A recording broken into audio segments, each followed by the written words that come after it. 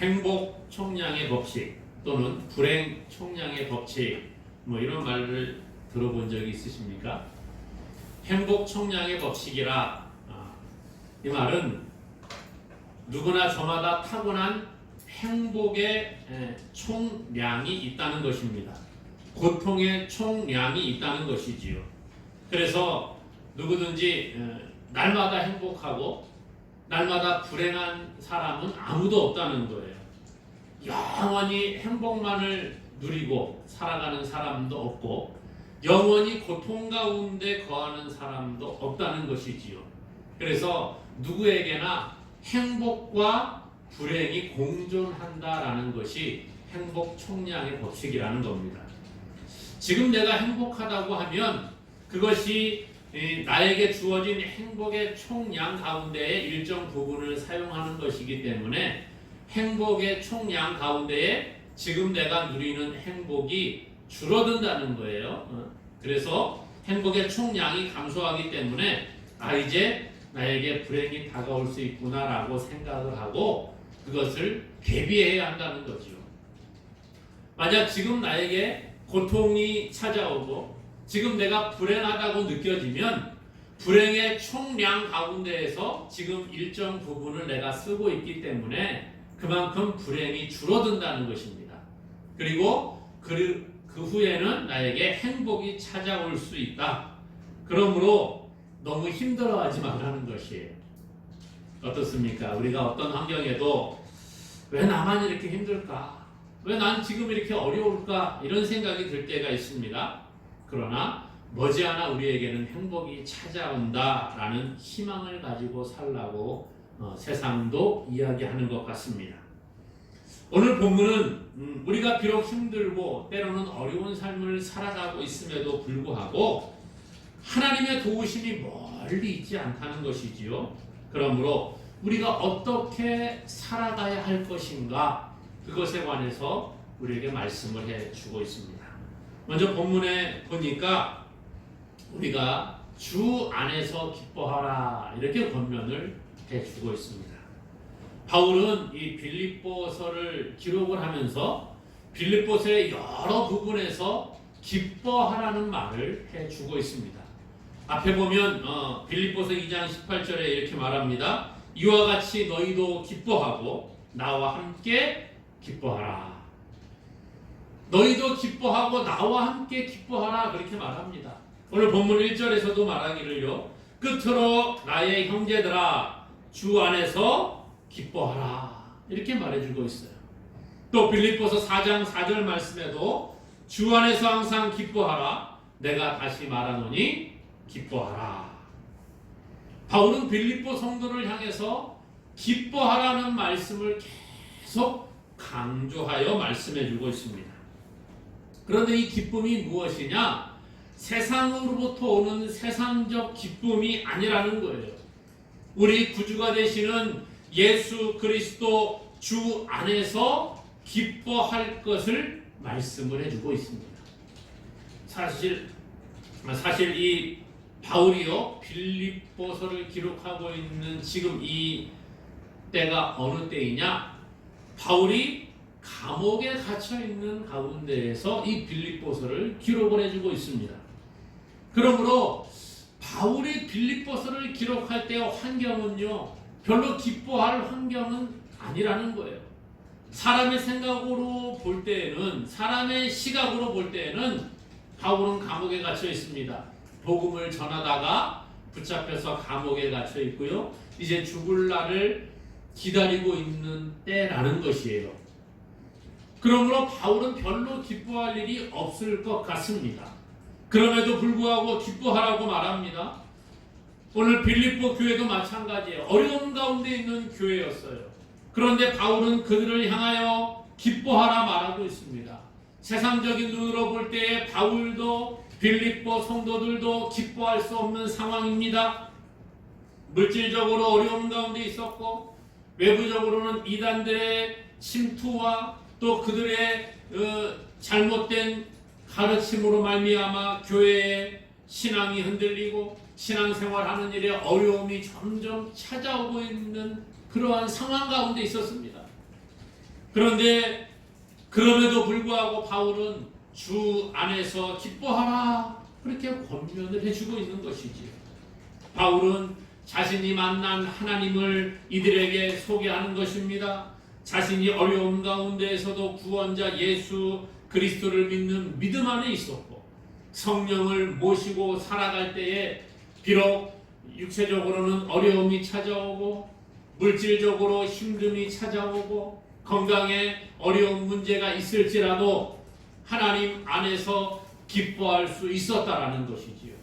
그러므로 여러분 나와 함께 주 안에서 기뻐할 수 있기를 바랍니다. 이렇게 권면하고 있는 것입니다. 우리가 주 안에 있을 때에 주께서 이러한 고난을 능히 이기게 하실 뿐만 아니라 고난 가운데에서도 하나님의 더 큰 은혜를 경험하게 해 주신다라는 것입니다.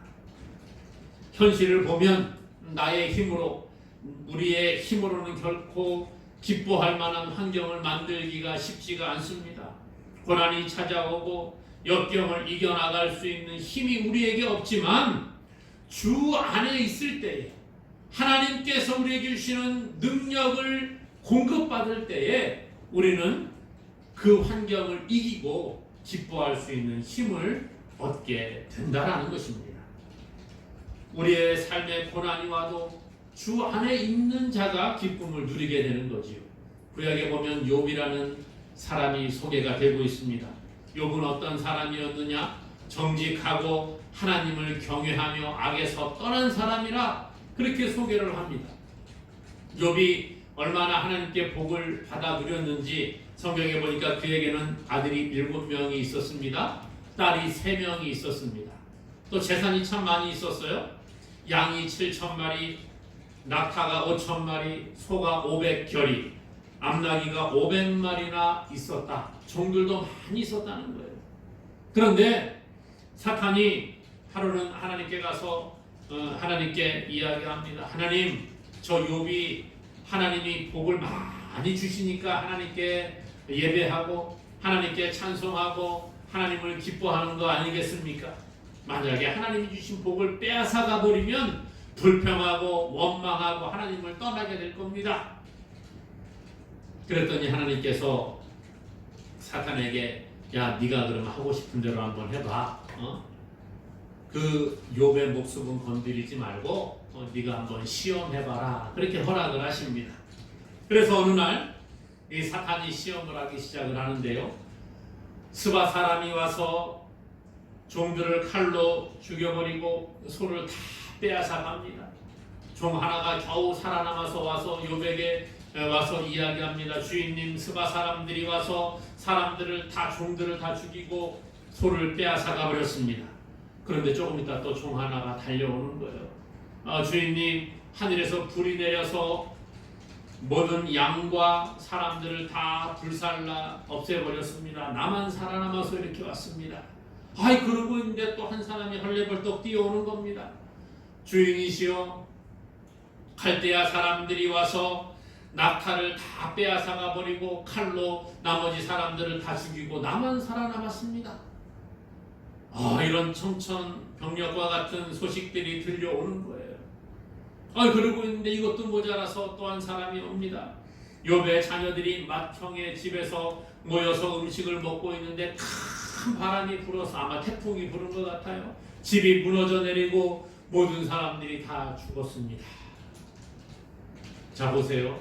욥의 재산이 하루아침에 다 없어져 버렸습니다. 욥의 7 아들과 3명의 딸이 하루아침에 다 함께 죽었어요. 이게 하루에 일어난 일이라는 것입니다. 우리 같으면 어떻게 할까요? 하나님이 우리가 가지고 있는 모든 물질을 다 빼앗아가 버렸습니다. 우리 자녀들이 죽음을 맞이했습니다. 2 부부만 남은 거예요. 원망하고 불평하고 하나님 믿지 않겠다라고 그렇게 말할 수 있는 상황 아니겠어요? 그때 욥이 뭐라고 말합니까? 욥기 1장 21절에 내가 모태에서 알몸으로 나왔은즉 또한 알몸이 그리로 돌아가올지라 주신 이도 여호와시오 거두신 이도 여호와시오니 여호와의 이름이 찬송을 받으실지니이다. 이렇게 고백을 합니다. 주신 이도 여호와시고 취하신 이도 여호와시니까 여호와 하나님만 찬송받으시기 원합니다. 참 이런 사람 없지요. 그런데 이것도 모자라서 이제 사탄이 또 하나님께 가서 말합니다. 하나님, 욥이요 재산하고 자녀들만 데리고 가니까 그렇지 욥의 몸을 치게 되면 하나님께 반드시 불평하고 원망하고 하나님을 떠날 것입니다. 자기 몸이 아니니까 그렇지 자기 몸에까지 이상이 생기면 반드시 그렇게 할 겁니다. 그래서 목숨을 내놓고 나머지를 또 시험을 하게 됩니다. 성경에 보니까요, 욥의 발바닥부터 정수리까지 다 총기가 났다는 거예요. 그리고 욥이 얼마나 그것을 참기 힘들었는지 질그릇 조각을 가지고 몸을 막 긁어내는 신세가 되었어요. 야, 얼마나 고통스러웠을까요? 조그마한 피부에 조그마한 이상이 생겨도 긁고 간지러움이 찾아오면 막 긁는 게 견디기가 힘들지요. 요즘에 아이들 가운데 보면 어른들도 마찬가지지만 아토피가 있는 친구들이 참 많이 있더라고요. 제가 아는 사람들 중에도 아토피 때문에 고통받는 사람들이 많이 있는데요. 보니까 막 얼마나 긁어대는지 몰라요. 막 간지러울 때는 참을 수가 없다는 거예요. 긁지 말라고 해도 소용이 없고 막 긁어서 막 피가 나를 때까지 긁어대는 그런 모습을 봅니다. 얼마나 고통스러웠을까. 그 아내가 옆에서 보고 있다가 욥에게 이야기합니다. 당신이 그래도 믿음을 지킬 것이요 하나님을 욕하고 죽어버리세요. 그렇게 말하죠. 그때 욥이 말하기를 우리가 하나님께 복을 받았은즉 화도 받지 아니하겠느냐 이렇게 말하고 입술로 하나님께 범죄하지 아니하였다 말해주고 있습니다. 우리가 하나님께 복을 받았은즉 화도 받지 아니하겠느냐. 복 주시는 분도 하나님이시요 우리에게 이 어려움을 허락하시는 분도 하나님이시라는 거예요. 욥 같은 사람이 어디 있을까요? 욥같이 이렇게 하나님께 순전한 믿음을 지키며 살아가는 것은 쉽지가 않은 것 같습니다. 그런데 성경에 보니까 욥뿐만이 아니라 믿음의 많은 선배들이 이러한 삶을 살아갔다는 거예요. 어려운 환경 가운데도 하나님께 불평하지 아니하고 자기의 믿음을 지키고 살아가는 사람들이 많이 있음을 보게 됩니다. 하나님으로 인해 기뻐하고 감사하는 모습들을 보게 되지요. 오늘 바울도 그런 이야기하면서 빌립보 성도들을 향하여 여러분 주 안에서 기뻐하십시오 이렇게 말하고 있다는 것이에요. 우리가 이런 이야기를 들으면 아유 목사님 욥은 성경에 나오는 인물이니까 오죽하면 얼마나 특별하면 성경에 나오겠어요. 바울이 얼마나 특별한 사람이었으면 성경에 나왔겠습니까? 그런 사람들은 특별한 사람이니까 이렇게 어려워도 하나님께 감사할 수 있는 거 아니겠어요? 어떤 환경에도 기뻐할 만한 믿음이 있었으니까 성경에 나온 거 아니겠어요? 우리는 그런 사람이 아니에요. 평범한 사람입니다. 그렇게 말하지 않겠습니까? 그렇죠. 저도 목회자가 되어서 신앙의 상담을 하다가 가끔은 그런 얘기할 때가 있습니다. 그래도 힘들지만 하나님을 의지하셔야 됩니다. 그러면 뭐라고 해요? 목사님이니까 그런 얘기 하시죠. 세상은 안 그래요. 우리 그렇지 않습니까? 정답은 우리가 알고 있지만 세상 살아가 보면 그렇지 않다는 거예요. 성경은 그렇게 말하지만 우리의 삶은 현실은 그렇지 않다는 것입니다. 그러니까 성경에 나와 있는 답 말고 다른 이야기 해달라는 거예요. 성경의 욥은 그렇게 하나님께 순전하게 믿음을 지켰지만 우리는 보통 사람이라는 겁니다. 바울은 하나님의 선택을 받은 위대한 선지자였으니까 감옥에 갇혀도 두드려 맞아도 죽을 환경에 놓여도 그렇게 하나님께 기뻐하고 감사하고 찬양했지만 우리는 그런 사람이 아니라는 거예요. 여러분 그렇지 않습니까? 우리 그런 얘기하지 않나요? 그 사람은 성경에 나오니까 그렇지요. 목사님은 목사님이니까 그런 얘기하시지요. 저는 목사가 아닙니다. 저는 평범한 사람입니다. 저는 그렇게 위대한 신앙인이 아닙니다. 저는 그냥 연약한 사람이에요. 그렇게 말하지 않습니까? 지금 전 세계적으로 코로나가 확산이 되고 건강의 위협을 받고 있는 가운데에 기뻐할 사람이 얼마나 되겠어요? 저희도 그렇지요. 점점 이제 코로나가 확산되면서 예배를 비대면 예배를 하십시오. 온라인으로 예배하고 예배를 위한 최소 인원 20명 미만만 모여서 예배를 준비하십시오. 그런 이야기를 듣습니다. 문자 메시지를 받고 정부로부터 구청으로부터 전화가 와서 목사님 협조 잘해주셔서 감사한데 비대면으로 20명 이하로 그렇게 온라인으로 예배하도록 좀 조치해 주세요. 그런 얘기 하더라고요. 이럴 때 뭐 우리가 얼마나 기뻐할 수 있겠습니까?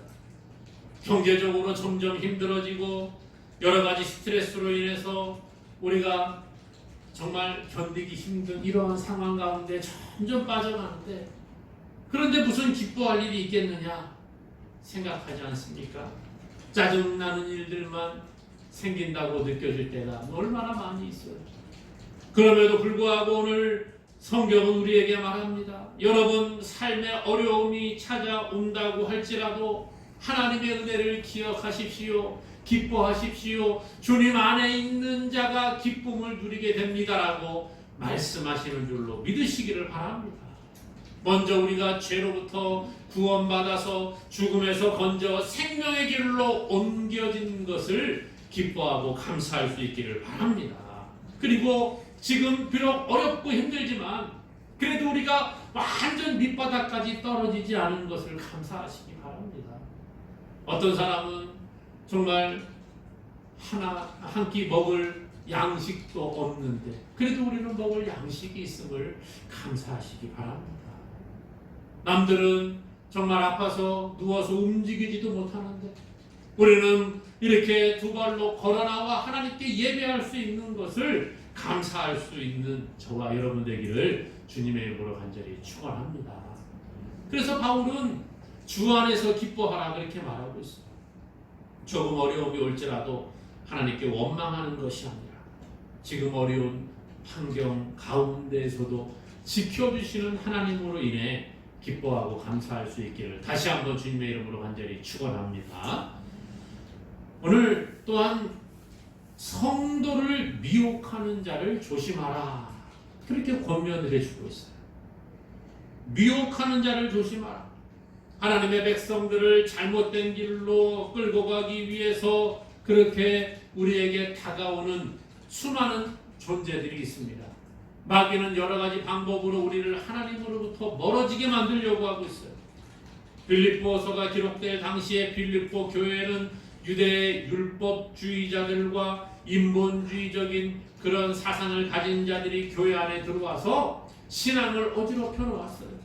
부분적이고 시대착오적인 구약 해석을 통하여서 육체적인 행위를 통하여 구원받는다는 이야기를 했습니다. 예수 그리스도를 믿는 믿음으로는 부족하고 여러분 할례를 행하고 율법을 지키고 하나님께 열심히 충성 헌신해야지만 구원이 있습니다. 이렇게 주장하는 사람들이 있었다는 거예요. 본문은 이에 대해서 우리에게 권면합니다. 오늘 2절에 보니까 이렇게 말합니다. 개들을 삼가고 행악하는 자들을 삼가고 몸을 상해하는 일을 삼가라. 오늘 본문 2절에 보니까 삼가고 삼가라. 명령형 동사를 3번 연속으로 사용함으로 성도를 미혹하는 사람들에 대해 경계할 것을 말씀해주고 있습니다. 개들을 삼가고 행악하는 자들을 삼가고 몸을 상해하는 일을 삼가라. 개들이 뭡니까? 개들. 성경에 참 듣기 거북한 말을 표현하고 있는데 개들을 삼가고 우리 같이 요즘 뭐 반려견 이렇게 말하는 그러한 개를 이야기하는 게 아니라 집 없이 떠돌아다니는 개들이나 또는 들에서 살아가는 불결하고 악하고 사나운 그러한 야생개를 이야기하고 있습니다. 이 단어는 사람들에게 사랑을 받지 못하고 경계의 대상이 되는 그러한 자들을 이야기하는 거지요. 경멸의 대상을 비유할 때에 개들이라 이렇게 표현하고 있다는 거예요. 그런 걸 아주 부정적인 의미로 사용되지요. 하나님의 진리의 가치를 모르는 자, 종교적으로 타락한 사람들, 이단자들을 가리켜 성경은 개들이라 이렇게 표현할 때가 있습니다. 겉으로는 종교적 의를 내세우면서 실제적으로는 불의를 행하고 부정으로 가득 찬 율법주의자들을 묘사하고 있는 것이죠. 또 오늘 본문의 2절에 보니까 행악하는 자들을 삼가라 그렇게 이야기합니다. 그 악한 일꾼들을 조심하라는 거예요. 그 악한 일꾼들을 삼가라는 것입니다. 유대주의자들이 이러한 사람들이었습니다. 교회 안에 들어와서 악한 일을 행하는 자들을 삼가라, 또 몸을 상해하는 일을 삼가라 그렇게 말해주고 있어요. 유대교 율법주의자들이 들어와서 할례를 행해야지만이 구원을 받습니다. 그렇게 이야기했다는 거예요. 바울은 이것을 빗대서 이야기합니다. 몸을 상해하는 것, 할례를 행하는 것을 이렇게 비유하고 있어요. 당시 이방 종교에서는 자기의 몸을 괴롭게 만들고 신체 일부를 잘라내는 행위가 널리 행해졌습니다. 그래서 육체에 칼로 또 여러 가지 도구를 통하여서 상처를 내고 육체 일부를 잘라내서 이방 신에게 바침으로 말미암아 자기들의 그 신앙을 증명해 보였습니다. 그런데 율법주의자들이 교회 안에 들어와서 할례를 행해야만 구원받는다는 이야기를 하니까 바울이 그것을 빗대어 이야기하는 겁니다. 이런 것들을 염두에 두고 신체를 훼손하는 이방 종교 신봉자들과 외적인 할례를 주장하는 자들이 동일하다는 거예요. 그들의 행태가 다르지 않다는 것입니다. 그러므로 육체를 상해하는, 몸을 상하게 만드는 일들을 삼가라 이렇게 이야기하고 있죠. 이처럼 개들, 행악하는 자들, 몸을 상해하는 자들은 유대 율법주의자들과 거짓 교사들을 이야기합니다. 이들은 그리스도의 복음을 왜곡하여서 자기들의 입맛에 맞게 해석을 했습니다. 자기의 뜻에 따라서 그 성경을 자기들이 알아서 해석을 하는 거예요. 그리고 사람들에게 그것을 강요함으로 복음에서 떠나도록 만들어 버렸다는 것이죠. 바울은 이런 자들을 멀리 알아 경계하고 있습니다. 로마서 16장 18절에도요. 이 같은 자들은 우리 주 그리스도를 섬기지 아니하고 다만 자기들의 배만 섬기나니 교활한 말과 아첨하는 말로 순진한 자들의 마음을 미혹하느니라. 이들은 자기들의 배만 섬기고 교활한 말과 아첨하는 말로 순진한 자들의 마음을 미혹한다. 이들이 얼마나 잘못되었느냐를 설명해주고 있는 거죠. 지금도 교회 가운데에 또 많은 이단자들이 이러한 행위를 하고 있습니다. 성경을 자기들의 교리에 끼워 맞추어서 이상하게 해석을 합니다. 그리고 복음을 자기들의 유익을 위해 사용을 하는 거지요. 여러분, 성경에 이렇게 이야기하니까 여러분들 이렇게 행동하고 우리에게 충성하고 우리에게 물질을 바치고 그렇게 해야지만 천국에 갈 수가 있습니다. 선택받은 숫자에 들어갈 수가 있습니다. 이렇게 말하는 거예요. 오늘 교회 안에서도 이런 사람들이 있습니다. 복음을 자기의 유익을 위해서 악용하는 사람들이 있다는 거예요. 사업을 하는 사람들은 자기의 사업을 위해서 교회를 다니는 사람들이 있습니다. 복음을 빙자해서 사기를 치는 사람들이 있습니다. 주회를 한다고 하면서 속이고 자기의 이익을 추구하는 자들이 지금도 교회 안에 존재한다는 것입니다. 거짓 복음을 가지고 사람들을 미혹하는 자들도 있습니다. 이런 것들을 조심하고 경계하고 삼가라고 오늘 본문은 우리에게 말씀해주고 있습니다. 복음을 잘못 해석해서 우리를 미혹하는 자들을 조심해야 합니다. 또한 혹시나 우리가 복음을 나의 유익을 위해 사용하지 않는가 우리 자신을 돌아보아야 하는 것. 그러므로 사랑하는 여러분, 복음을 나를 위해서가 아니라 주의 영광을 위해 사용할 수 있는 저와 여러분 되기를 주님의 이름으로 간절히 축원합니다. 오늘 그러면 참된 그리스도인은 어떻게 살아가야 할 것인가? 오늘 본문 3절에 보니까요. 먼저 하나님의 성령으로 봉사하라 그렇게 말씀해 주고 있습니다.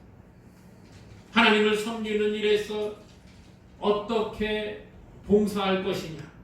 하나님을 섬기는 것은 성도의 본분입니다. 그런데 내 자신을 드러내기 위해 봉사하는 것이 아니라 하나님의 영광을 위해 봉사하라는 거예요.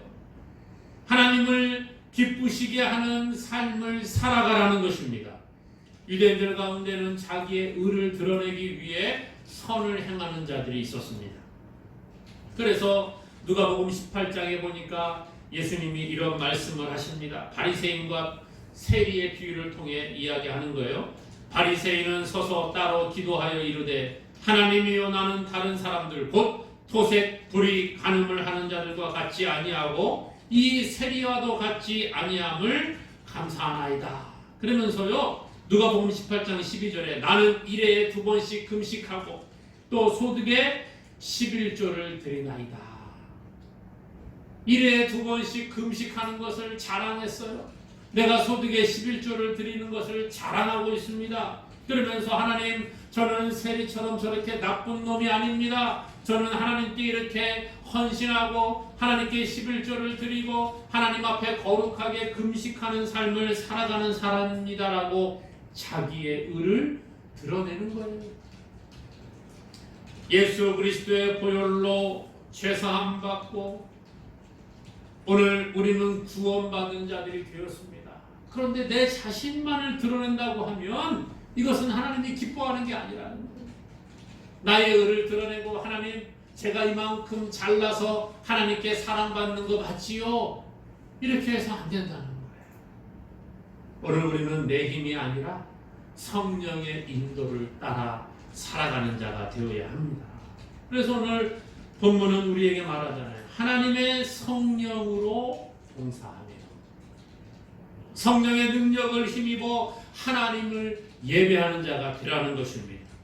우리가 어떤 환경에 있을지라도 내 자신을 드러내는 것이 아니라 성령을 힘입어 봉사하고 하나님의 영광을 드러낼 수 있기를 간절히 소망합니다.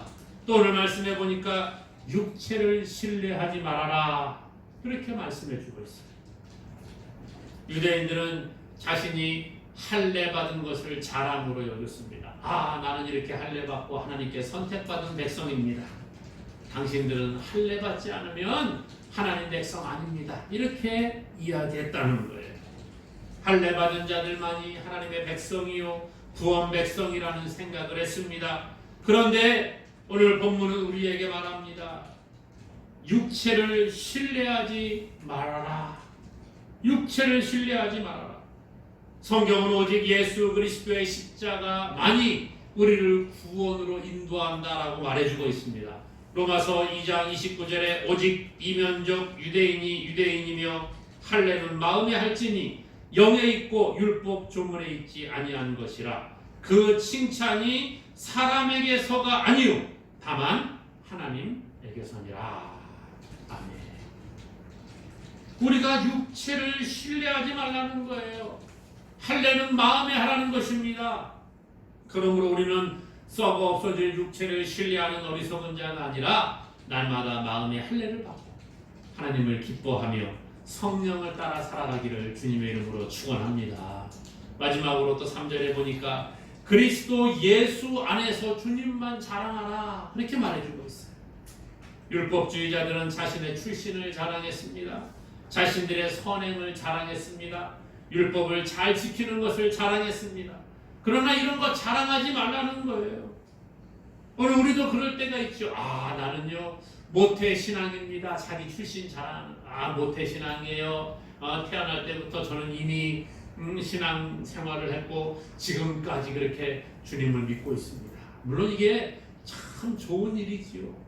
그러나 이것을 너무 자랑스럽게 여기는 것은 좋지만 이것을 사람들에게 드러내기 위해서 자랑하는 것은 옳지 않다는 거예요. 육체를 신뢰하는 것 옳지 않다는 거예요. 선행을 자랑하는 사람들이 있습니다. 내가 예수님 믿고 얼마나 많은 착한 일을 하는지 여러분 아십니까? 내가 어려운 사람들을 도와주고 저는 가다가 이렇게 동냥하는 사람이 있으면 그들에게 다 뭐 돈을 주고 그렇게 합니다. 이렇게 자랑이 물론 좋은 거지요. 그러나 이게 우리의 자랑이 되어서는 안 된다는 거예요. 나의 의를 드러내기 위한 것이 되어서는 안 된다는 겁니다. 교회 안에 내가 얼마나 많은 헌신을 하는지 아십니까? 내가 얼마나 교회에서 봉사를 많이 하는지 아십니까? 내가 하나님께 얼마나 많은 헌금을 하는지 아십니까? 이거 다 필요 없다라는 거예요. 내가 하나님께 드린 물질을 자랑하고 내가 하나님께 드리는 헌신을 자랑하는 것, 이거 옳지 않다는 것입니다. 세상 사람들과 똑같이 돈을 자랑하고 명예를 자랑하고 권력을 자랑하는 것, 이것은 하나님이 기뻐하지 않는다는 거예요. 오늘 본문은 우리에게 말합니다. 주 안에서 자랑하라. 주님만 자랑하라. 오늘 그리스도 예수로 자랑하고 그렇게 말해주고 있잖아요. 예수 그리스도만을 자랑하라는 것입니다. 세상의 것 자랑할 필요도 없고 내 믿음 자랑할 필요도 없고 내가 하나님께 봉사하고 헌신한 것, 내가 헌금 많이 하는 것 다 자랑할 필요가 없다는 거예요. 이것은 한순간에 썩어 없어지는 것들이요, 이것은 하나님 앞에 가면 다 내려놓고 가야 하는 것입니다. 오늘 바울은 예수 그리스도와 십자가만을 자랑하기로 작정한 사람이었고 사람들에게 예수 그리스도만 자랑하라고 권면하고 있습니다. 사랑하는 여러분, 우리의 자랑은 무엇입니까? 우리는 지금까지 무엇을 자랑하며 살아갔습니까? 이제부터 우리가 세상의 것을 자랑하는 어리석은 자가 아니라 오직 예수 그리스도 안에서 그 주님의 은혜만을 자랑하며 나아가는 저와 여러분 될 수 있기를 다시 한번 주님의 이름으로 간절히 축원합니다.